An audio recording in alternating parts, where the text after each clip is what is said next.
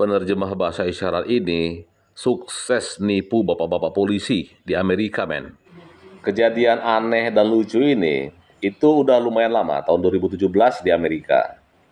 Ya, jadi pada waktu itu di sebuah departemen kepolisian akan ada konferensi pers. Jadi wanita ini muncul dan mengaku bahwa dia diminta untuk menjadi interpreter. Jadi kedatangan dia ini disambut baik, ya kan? Sampai kemudian dia benar-benar beraksi. Wanita ini dengan gaya ya tangannya melambai-lambai ke kiri ke kanan atas bawah muter-muter gitu. Nggak ada yang tahu kalau itu tuh ngasal semua.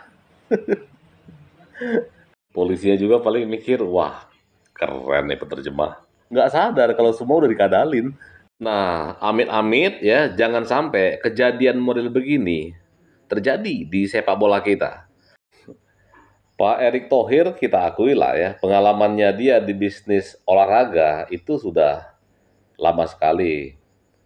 Bahkan kalau menurut saya, salah satu orang yang cukup concern dengan olahraga di kalangan politikus-politikus nasional kita, yang paling mapan itu kalau menurut saya memang Pak Erick Thohir.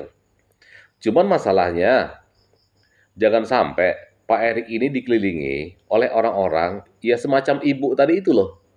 Ya, yang pura-pura pakar, pura-pura ahli, itu yang kadang merusak. Tapi ada satu yang menurut saya itu kita ini beruntung ya.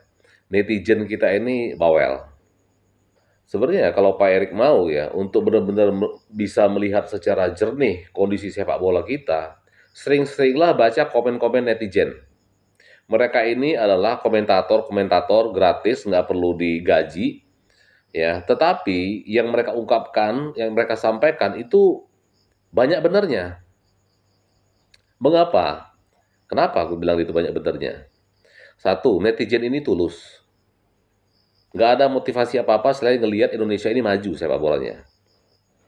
Netizen ini jujur, jelek bilang jelek, bagus bilang bagus. Nggak ada motivasi penjilat, asal bapak senang netizen itu. Apa adanya. Yang jelek kadang dimaki-maki, yang bagus ya dikasih tepuk tangan.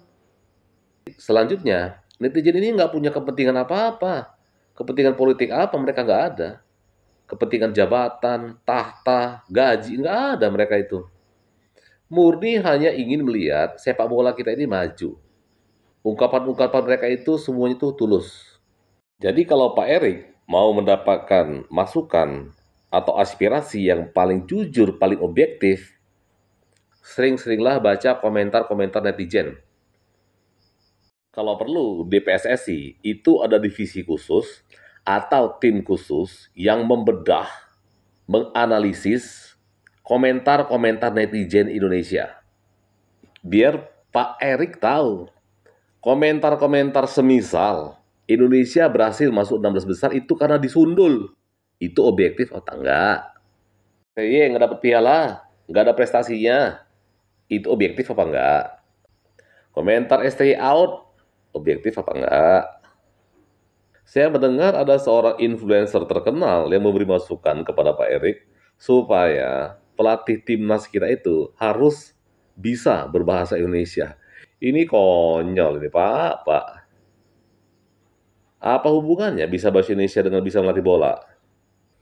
Kalau kita mau tanya keahlian dukun beranak, kita kan tinggal tanya, lo udah berapa lama jadi dukun beranak?